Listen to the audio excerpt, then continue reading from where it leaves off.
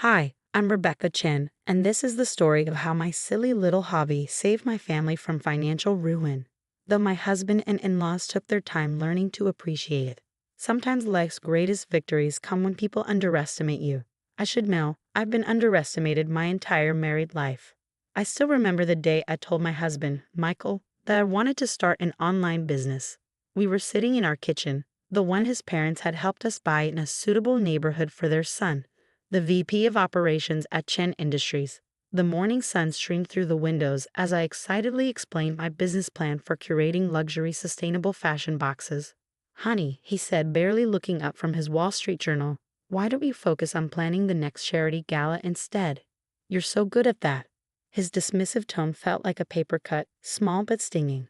My mother-in-law, Helen, who had the unfortunate habit of dropping by unannounced, chose that moment to sweep in. Online shopping, she scoffed, her perfectly manicured nails drumming against her designer handbag. Darling, we Chen women organize charity events and support our husbands. Leave business to the men. I wanted to remind her that before marrying Michael, I'd earned my MBA from Stanford. But in the Chen family, my degree was treated like an attractive accessory, nice to mention at parties, but not meant for actual use. That evening, after Michael left for another essential business dinner, I sat in my home office and launched my website anyway. I'd spent 6 months researching sustainable fashion brands, building relationships with designers, and studying market trends. I called it Greenland Box, a luxury subscription service that delivered carefully curated, sustainable fashion pieces to environmentally conscious professionals. For 3 months, I worked in secret, packing boxes in our garage while my husband was at work. Helen would stop by, see me in casual clothes, sorting through inventory, and click her tongue disapprovingly. If you're bored, dear, the hospital board always needs volunteers, she'd suggest, as if I were a child needing direction. The first sign that I might be onto something came when a major fashion influencer featured one of my boxes on her Instagram. Orders jumped from 50 to 500 overnight. I hired 2 part-time college students to help with fulfillment, converting half our 3-car garage into a makeshift warehouse. Michael barely noticed. He was too busy at Chen Industries, where his father was grooming him to take over as CEO. At family dinners, they discussed business strategies while shooting concerned glances at my cluttered garage. It's just a phase, my father-in-law would assure Michael. Let her play entrepreneur for a while. Then came the feature in Vogue's sustainable fashion issue. They called Greenland Box revolutionary and the future of conscious luxury. Our subscriber base exploded. I leased a small warehouse and hired a full team. But I still hadn't told my husband how big the business had grown. Why bother? He still referred to it as my little project, when forced to acknowledge it at all. The real turning point came exactly 1 year after I'd launched. I was in my office, reviewing our latest quarterly reports. We'd hit 8 figures in revenue, when Michael burst through the door, his face ashen. The SEC is investigating Dad's company, he blurted out. They're freezing all our assets. I looked up from my laptop, where I'd just approved payroll for my 60 employees. What happened? I asked, my heart racing. Not for our finances, I had those covered, but for the pain in my husband's eyes. Dad's partner has been cooking the books for years, he whispered, collapsing into a chair. Everything's gone. The company, our savings, my job. Even this house. It's all tied to company assets. I took a deep breath. Michael, there's something I need to show you. But before I could pull up my company's financials, Helen burst in, mascara streaming down her face. It's all gone, she wailed. 30 years of building this family's legacy, destroyed. How will we survive? Rebecca, you'll have to sell your little jewelry-making business or whatever it is. I smiled slightly, thinking of the warehouse down the street where my team was preparing our upcoming holiday collection. Actually, Mom, I said, turning my laptop around, I think it's time we had a family meeting about my little business. The silence in my home office was deafening as Michael and Helen stared at my laptop screen. The quarterly report showed Greenland Box revenue, $12.8 million in just the last 3 months. This must be a mistake, Helen whispered, her manicured hand trembling as she adjusted her pearl necklace. How could you possibly? Michael kept scrolling through the financial documents, his banking background helping him understand exactly what he was seeing. These profit margins, the growth trajectory, Rebecca, are these numbers real? I pulled up our company's profile on Bloomberg Termo, a subscription I'd kept from my MBA days. Everything's real, independently audited, and completely legitimate, I said quietly. We're currently valued at just over $100 million, and we're in talks with 3 major investment firms for our next expansion round. Helen collapsed into the nearest chair, her Hermes scarf askew. But you pack boxes in the garage. That was a year ago, I explained, pulling up photos of our new warehouse facility. We now have a 50,000 square foot fulfillment center just outside the city. I haven't packed a box myself in months. I have a team of 60 full-time employees, and we're hiring more every month. Michael was still staring at the numbers, his face a mix of shock and something else. Was it shame? Why didn't you tell me? He asked softly. I tried in the beginning, I reminded him. Remember that morning in the kitchen? You told me to stick to planning charity galas. After that, I figured I'd let the business speak for itself when the time was right. Just then, my phone buzzed. It was my CEO dashboard alert. We just signed our 50,000th subscriber. I showed them the notification. Each subscriber pays between $200 and $500 per month for our curated boxes, I explained. We have partnerships with over 100 sustainable luxury brands worldwide. That cluttered garage you complained about, Mom? That was just the beginning. Helen's face had gone from shocked to calculating. Well, she said, straightening her designer blouse, clearly you learned more from our family than we realized. Now, about the SEC investigation. Perhaps we could discuss how your success might help the family situation. Mom. Michael interrupted, and I saw something shift in his eyes. For the first time in our marriage, he was seeing me, really seeing me. Not as his wife who needed to be humored, but as a business leader who'd built something remarkable. The SEC investigation, I said firmly, is serious, but I already called Sarah Jean. The Sarah Jean? Helen gasped. The corporate lawyer who handled the Maritech case. I nodded. She's an old Stanford friend. She'll be here tomorrow to review everything. And yes, I'll help with the legal fees. But I held up my hand as Helen's face brightened. There are conditions. Conditions? Helen's voice had a dangerous edge. First, I'll help with legal representation. But I won't touch anything related to Chen Industries directly. My company needs to stay completely separate from this situation. Michael nodded slowly. That's smart. Second, I continued, if we get through this, things need to change. No more dismissing my work.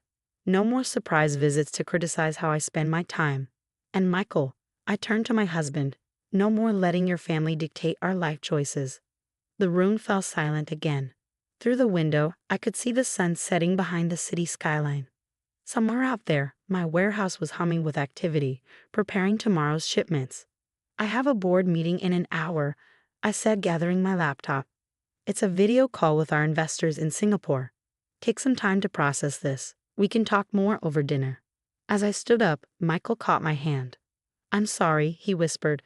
I should have believed in you. I squeezed his hand gently. There's time to fix that. But right now, I need to focus on my company's expansion plans. We're launching in Europe next quarter. Helen opened her mouth, probably to ask about the family's financial crisis, but my phone buzzed again. This time it was my assistant. Mrs. Chen, Forbes is on the line. They want to feature you in their 40 Under 40 issue. I watched my mother-in-law's eyes widen as I responded. Tell them I'll call back in an hour after my board meeting. As I walked out of the office, leaving my stunned husband and mother-in-law behind, I couldn't help but smile. Sometimes success isn't about proving others wrong. It's about proving yourself right. But the story wasn't over yet. The next few weeks would test our family in ways I never expected. The next few weeks felt like living in a different reality. The same people who had dismissed my little hobby were now watching my every move with newfound interest. The family dynamics had shifted so dramatically, it was almost comical. Sarah Jean, my lawyer friend, took one look at Chen Industries' books and grimaced. The good news is Michael and you are legally separate from the main issues, she explained during a late-night meeting in my office. The bad news? Your father-in-law is looking at serious charges. My throat tightened. Despite everything, I didn't want to see Michael's family destroyed. What can we do? With a good legal team, which they now have thanks to you, we can probably negotiate a settlement. But, she paused, reviewing more documents, Chen Industries is finished. There's no saving it. That night, I found Michael sitting in the dark in our kitchen. The same kitchen where he dismissed my business idea a year ago. I keep thinking, he said, staring into his untouched whiskey, about all the times I treated your work like it was nothing. How did you not hate me? I sat down beside him. Because I didn't build Green Glam to prove you wrong. I built it because I believed in it. The next morning, Helen arrived, but this time she called first. Her designer clothes looked somehow deflated. Her perfect makeup couldn't hide her exhaustion. Rebecca, she said formally, I owe you an apology. Several, actually. I made us both coffee, real coffee, not the expensive imported blend she usually insisted on. You don't owe me anything, Mom. But I'd like us to start over. Her hands trembled around the coffee mug. Chen Industries was our whole world, she whispered. Now I don't know who we are anymore. You're still family, I said firmly. That hasn't changed. Over the next month, things moved quickly. My father-in-law agreed to a plea deal that kept him out of prison but required significant financial restitution. Chen Industries was dissolved. And through it all, I watched my husband rediscover himself. I want to learn, Michael told me one evening after sitting in on one of my team meetings. Not just about the business, but about who you are as a leader. If you'll let me. I did better than that. I created a position for him, not in management, but in our sustainability department, where he could learn the business from the ground up. His finance background proved invaluable as we expanded into Europe. But more importantly, I saw him come alive in ways his father's company had never allowed. Helen, surprisingly, found her own path. After the dust settled, she approached me with an idea. Your customers care about sustainability, she said hesitantly. What if we created a foundation? Use your platform to fund environmental initiatives? 6 months later, the Chen Green Initiative launched with Helen as its director. All those years of charity gala planning finally found a meaningful purpose. A woman who once criticized my cluttered garage was now passionately discussing carbon footprints and sustainable manufacturing with my board members. Today, Green Glam Box is valued at over $500 million. We have offices in 12 countries, and our subscriber base has grown to over 200,000. But the real success story isn't in the numbers. Last week, we had a family dinner, not in a fancy restaurant, but in our kitchen. Helen brought homemade dumplings, a skill she'd recently decided to relearn, and Michael excitedly shared updates about our new recycling program. Remember when you said Chen women support their husbands? I asked Helen as we cleaned up afterward. She laughed, a real laugh, not her old society titter. Well, Michael's certainly supporting you beautifully, and doing a fantastic job of it. Michael wrapped his arms around me from behind. Best decision I ever made, he said, kissing my cheek. Though I still can't believe it took me so long to see what was right in front of me. This morning, I received an email from a young entrepreneur asking for advice. She wrote about how her family doesn't believe in her vision, how they want her to take a safe corporate job instead. My response was simple. Build it anyway. Not to prove them wrong, but to prove yourself right. And remember, sometimes the people who dismiss your dreams just need time to wake up to your reality. As I sit in my office, looking at the photos on my wall, my team, my family, the garage where it all started, I can't help but smile. The journey wasn't about revenge or proving anyone wrong. It was about staying true to your vision, even when no one else can see it. And sometimes the best part isn't the success itself, but watching the people who dismissed you grow into better versions of themselves when they finally open their eyes to what's possible. My mother-in-law still drops by unannounced sometimes. But now, instead of criticism, she brings ideas. Instead of judgment, she brings hope. And really, isn't that the greatest transformation of all? They say success is the best revenge, but I've learned it's not about revenge at all.